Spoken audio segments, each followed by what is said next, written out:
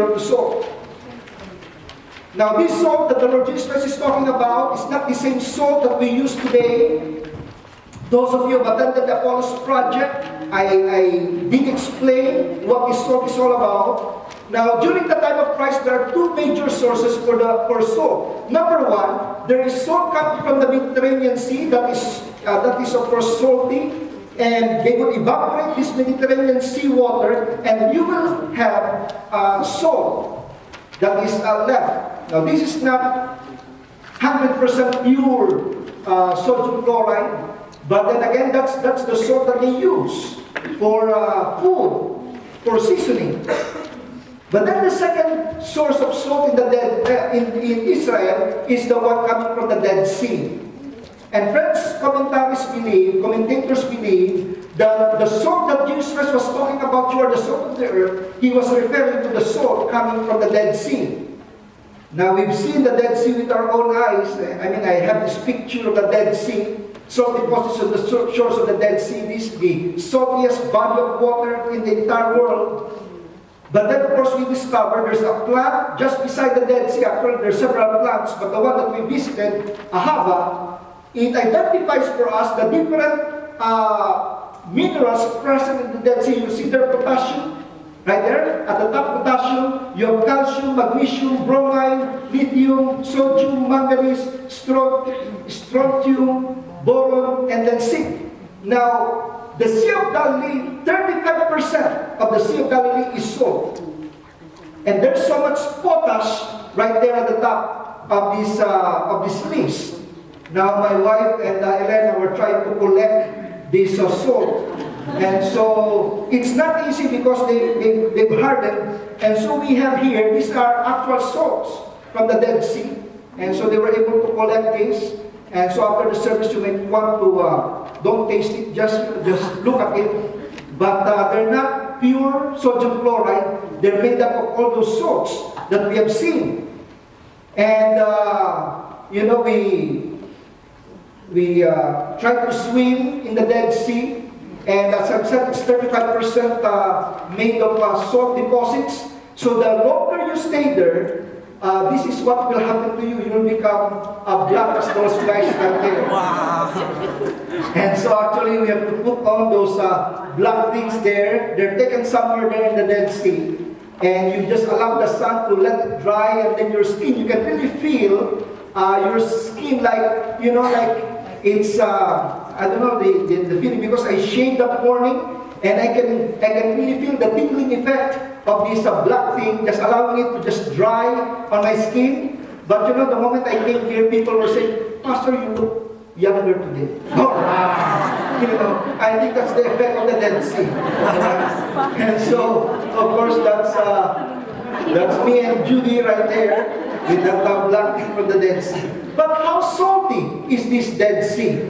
Very interesting. If you took 1 ton of water from the Pacific Ocean and you evaporate this 1 ton of water, you'll be left with about 79 pounds of salt. That is sodium chloride. Now, Atlantic Ocean, you take 1 ton of water, evaporate it, you'll be left with about 81 pounds of salt. So that means the Atlantic Ocean is a little saltier than the Pacific Ocean. But friends, if you dry up this water from the Dead Sea, 1 ton of water, you'll be left with about 500 pounds of salt. That's how salt it is. The water lines, it's receding because whenever they have winter, it's winter right now. There's not much rain in the mountains. The mountain cap, there's supposed to be a snow cap there. If there's not much rain coming down, then there's not much water coming into the Dead Sea. And 24/7, 365 days of every year, the water just keeps on evaporating. And so the water line, it's receding. The shoreline is receding. Now, very interesting, if you look at it from the top view, it seems like the Mediterranean Sea and the Dead Sea. Oh, by the way, that river right there is the Jordan River. That's the major source of the Dead Sea. Now, the Jordan River, the major source, of course, is the Sea of Galilee. And we were there, the Sea of Galilee. This is, of course, fresh water. And so, the water coming from the north, from the mountains, they just got in the Sea of Galilee and then comes down through the Jordan River into the Dead Sea.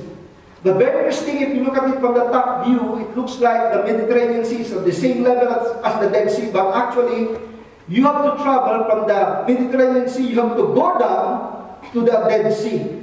Now, from the Mediterranean Sea to the Sea of Galilee, you have to come down 200 meters going down, 200 meters, in order to reach the sea level of Sea of Galilee.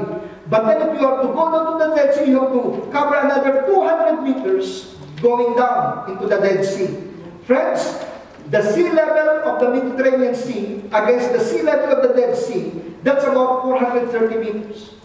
Before it was 400 meters, then there was 220. Now, they're telling us it's 430 meters. So the water is going down, it's receding very fast.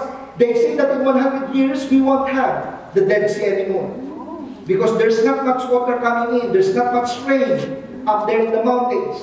And so it just keeps on evaporating. And so you can just imagine the Jordan River dumps its water into the Dead Sea. There's no outlet, there's no exit, because the water level in the Mediterranean is half a kilometer going down. So the water is just trapped in the Dead Sea.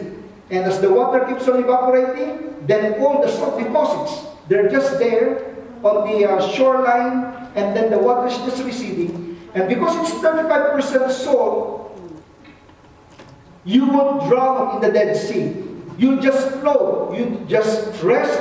And so we did this. We tried to experiment with this. And so I tried to just, just float in the Dead Sea and try to read the map.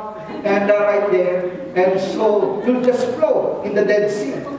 So friends, this was the salt the Lord Jesus was talking about when He said, you are the salt of the earth. People would scrape up the salt and then sell it in Palestine or in Israel, but for a different purpose.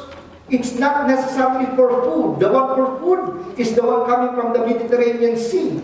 So let's talk about the function of the salt. This particular salt that we're talking about, that Jesus Christ referred to, the Dead Sea salt. In Matthew 5:13 it says there, you are the salt of the earth. And then He said, but if the salt loses its saltiness, but if the salt loses its saltiness, how can it be made salty again? And so during the time of the Lord Jesus Christ, again, as we've said, He's referring to the salt coming from the Dead Sea. It's not the kind of salt that is pure sodium chloride. It's made up of several salts. And the main salt here is potassium. And so it's made up of potash. And the Gospel of Luke identifies for us the usage for this salt. It says here in Luke 14, salt is good, but it loses its saltiness. How can it be made salty again? And then it says, it is fit neither for the what? For the soil, nor for the manure pile. And so the salt coming from the Dead Sea, first of all, was used for the soil. And so this first usage of salt is as a fertilizing agent. Because potash is a potent fertilizer, they mix this with the soil to make good things grow. And so friends, when Jesus Christ said, you are the salt of the earth, He had that function in mind. He said, be like a fertilizer in your office. Be like a fertilizer in your school. Be like a fertilizer in your home. Make good things grow. Be like a fertilizer. So that the positive attributes that you have may infect others, so that your joy may rub on your office mates. You know, your office mates, they keep on questioning, they keep on grumbling, they keep on saying a lot of bad things. Let your joy, let your positive attitude rub on your office mates. Be like a fertilizer and make good things grow. And so that's what I was talking about. He said you can make a difference. Be like salt coming from the Dead Sea. But then secondly, so first of all, salt as a fertilizing agent to make good things grow. Okay, write down the word fertilizing, that's the word that's blank in your notes. Fertilizing agent. Make good things grow. You know, they will be influenced by your honesty. They'll be influenced by your godliness, by your generosity. They'll be influenced by your humility. They'll be influenced by your punctuality. or maybe not so much about punctuality because Filipinos are always late, but those positive things that we have because of our life in the Lord Jesus Christ. But then secondly, it says there that this salt was also used for the manure pile. And of course, during that time, they didn't have flush toilets. If you have to download, you have to go to the bottom of the yard, and then you download there. And then beside you is a box full of salt from the Dead Sea. You grab a handful, and then you sprinkle it on this software or hardware, I don't know. But you downloaded it there. And so they use the salt from the Dead Sea as a disinfecting agent. Not only as a fertilizing agent, but as a disinfecting agent. So friends, not only are to make good things grow, Jesus Christ is saying, you are the salt of the earth, you are to stop bad things from spreading. If you're a born-again Christian, if you're a child of God, you don't gossip. You don't talk negatively against others. You stop bad things from spreading. When you hear somebody gossiping negatively against another person, you say to that person, sister, brother, you know what Jesus Christ said? Jesus said, you talk to that person directly, don't share it with me. Or unless you want me to become the bridge, I can help you to bridge the two of you so that you can be reconciled.